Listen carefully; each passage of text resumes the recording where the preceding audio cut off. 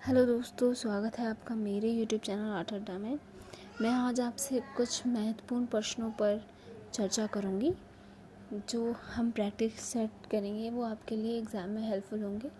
तो मैं कोशिश करूंगी मैं आपको उनको एक्सप्लेन कर पाऊँ। तो आज हम चर्चा करेंगे क्वेश्चन आंसर्स की। तो आइए हम शुरू करते हैं। क्वेश्चन फर्स्ट, आई होप आपको क्लियर दिखाई दे रहा हो। अगर आपको क्लियर नहीं दिखाई दे तो मुझे कमेंट सेक्शन में ज़रूर बताएं। तो हमारा क्वेश्चन नंबर 1 है, पेट्रोग्लिम्स संदेश का प्राचीनतम माध्यम निम्न में से किसमें संबंधित है? ठीक है, तो हमारा आंसर है बी, गुफाओं में घेरे गए चित्र। क्योंकि जो प्राचीनतम माध्यम संदेश जो हमें मिलता है वो हमें गुफाओं से ही मिलता है। ठीक है, वहीं से हमें पता चलता है किस चीज़ का डेवलपमेंट हो रहा था, क्या चीज़ उस दौरान चल रही थी, तो ये सब हमें मिलता है। सेकंड क्वेश्चन है हमारा, the descent of Ganges Ganga अवतरण नामक पत्थर पर कटी रिलीफ मूर्ति कहाँ है? यह बहुत महत्वपूर्ण है, ये कई बार पूछा भी जाता है और ये बहुत महत्वपूर्ण रॉक कट है। ये है महाबलीपुरम को मल्लपुरम। ठीक है, तो इसका आंसर है हमारा ए, ये महाबलीपुरम है। ठीक है, महाबलीपुरम पूरा रॉक कट है जिसमें एलिफेंट्स ने सांप वगैरह सबको दर्शाया गया है। इसकी एक स्टोरी है, उसके बारे में मैं आपके लिए विजुअल चर्चा में ज़रूर आपके लिए मैं वीडियो लेकर आऊँगी। महाबलीपुरम को मल्लपुरम भी कहते हैं, जिसमें गंगा अवतरण से संबंधित भगीरथ की तपस्या का दृश्य अंकित किया गया है। इस दृश्य में यश इत्यादि भी भगीरथ के साथ तपस्या में लगे हुए हैं। यह दृश्य अत्यंत प्रभावपूर्ण है और मंदिरों के जो चारों ओर विशाल दीवार भी हैं जो समुद्रों की तूफान को और लहरों को नीचे गिरा देते हैं। तो इसमें यह दिखाया गया है। क्वेश्चन नंबर 3 है हमारा, लिंगराज मंदिर कहाँ है? ये सभी को पता होगा लिंगराज मंदिर कहाँ है। इसका आंसर है सी, लिंगराज मंदिर भुवनेश्वर में है। भुवनेश्वर के लिंगराज के विशाल मंदिर जो है वो उड़ीसा के मंदिरों को बहुत ही पूर्ण करता है। लिंगराज मंदिर बहुत ही महत्वपूर्ण है, बहुत सुंदर भी है, तो मैं आपको सजेस्ट करूँगी कि आप ज़रूर पढ़ें। और उड़ीसा का जो सर्वश्रेष्ठ उदाहरण देखते हैं वह लिंगराज मंदिर का है। क्वेश्चन नंबर 4 है हमारा, myths and symbols in Indian art civilization नामक पुस्तक किसने लिखी है? तो हमारा आंसर है बी, हेनरिक जीमर ने। ये वाला क्वेश्चन कई बार पूछा गया है, तो ज़रूर बुक्स के नाम याद करके जाइए, ये आपके लिए बहुत हेल्पफुल होगा। क्वेश्चन नंबर 5, दिलवाड़ा मंदिर कहाँ है? दिलवाड़ा मंदिर आंसर बी, माउंट आबू में है।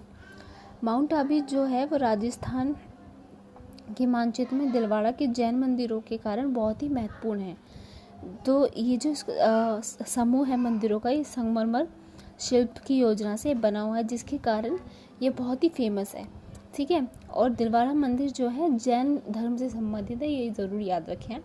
दिलवाड़ा राजस्थान में है। ठीक है, क्वेश्चन नंबर 6 है हमारा, अजंता के चित्रों का विषय आधारित है। ये सभी जानते होंगे, ये तो बहुत ही कॉमन सा है, सभी जानते होंगे। तो इसका आंसर है हमारा बी, अजंता का जो संदर्भ रूप दिखाया है वो मैत्रेय बुद्ध, भविष्य में जो अवतरित होने वाले बुद्ध हैं उनको अर्जित कहा जाता है। और बौद्ध धर्म से संबंधित गुफाओं को अजंता नाम से जाना जाता है। बहुत ही सुंदर गुफाएं हैं, आप ज़रूर जाकर देखिए, आपको बहुत ही जानने की जिसको है कि जानना है तो वो ज़रूर जाए। नेक्स्ट क्वेश्चन पर हम आते हैं। क्वेश्चन नंबर 7 है हमारा, आज हम सिर्फ 10 क्वेश्चन ही कवर करेंगे, ज़्यादा क्वेश्चन करेंगे नहीं। तो हमारा 7 क्वेश्चन है, मुगल चित्रकला विकसित हुई। तो मुगल चित्रकला जो थी अकबर के टाइम में ही विकसित हुई। याद रखें अकबर के टाइम में जो चित्रकला थी बहुत अच्छे स्तर पर थी, और ये क्वेश्चन कई बार घुमा फिरा के पूछ लिया जाता है। और औरंगज़ेब के टाइम में ये ख़त्म हो चुकी थी। ठीक है, तो जो मुग़ल का चित्रकला का जो जन्मदाता है उसको अकबर को माना जाता है, और इसी के समय मुग़ल चित्रकला बहुत विकसित हुई और उत्कर्ष पर पहुंची। इसके द्वारा विकसित की गई मुग़ल चित्रकला को जो जो नीचे ले जाने वाले थे उसका काम जहांगीर ने किया था, और इसके समय की कला को मुग़ल चित्रकला का स्वर्ण काल कहा जाता है।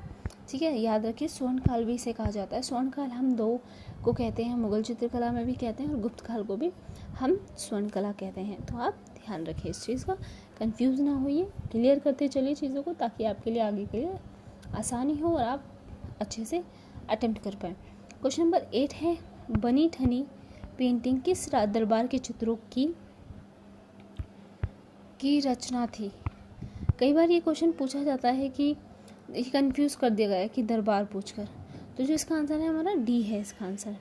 ओके, क्योंकि ये किशनगढ़ दरबार ना होकर ये शैली होता तो शायद हम सोचते नहीं, हम तुरंत बता देते ये किशनगढ़ की है, लेकिन दरबार पूछकर ये कंफ्यूज कर देते। तो आपको क्वेश्चन के साथ आपको जो ऑप्शंस दिए हैं उस पर भी आपको बहुत फोकस करना है। ठीक है, और ये कई बार ये क्वेश्चन भी पूछ लिया जाता है कि बनी ठनी किसने बनाई है। ठीक है, और ये किशनगढ़ शैली की है, याद रखिए। और जो आपने देखा होगा लियोनार्डो दा विंची का मोनालिसा है, उसी तरह से ये बहुत ही फेमस है बनी ठनी। ठीक है, तो इस चीज़ का ध्यान रखें। क्वेश्चन नंबर 9 है, national gallery of modern art स्थित है नई दिल्ली में। जो दिल्ली निवासी लोग हैं उनको तो पता ही होगा नई दिल्ली में है, लेकिन बाकी लोगों को शायद ना पता हो, तो ये नई दिल्ली में है। ठीक है, कोर्ट के पास ये स्थित है। क्वेश्चन नंबर 10, निम्नलिखित में से किसके द्वारा कांस्य मूर्ति भी निर्मित की गई थी? तो हमारा आंसर है डी, गगनेंद्रनाथ टैगोर, और सॉरी डी, सोमनाथ होर।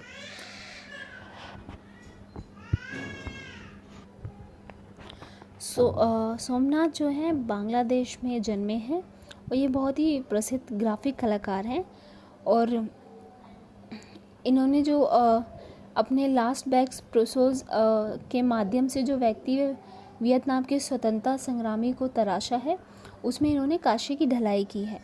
ठीक है, तो जो जिसमें हवा से बनाने वाले छेद पशु व मानव के अस्तित्व पंजरों का निर्माण करते हैं। तो यह है, इसलिए इनको बोला कि कांस्य में किसने निर्माण किया है। तो आज के हम 10 क्वेश्चन यहीं करेंगे, 10 क्वेश्चन हम आगे करेंगे। आई होप आपको मेरी ये वीडियो पसंद आई होगी। अगर पसंद आई है तो लाइक करना ना भूलें और सब्सक्राइब ज़रूर करें, ताकि आपको टाइम टू टाइम नोटिफिकेशन मिलती रहे, और हमें कमेंट करके ज़रूर बताएं। Thank you.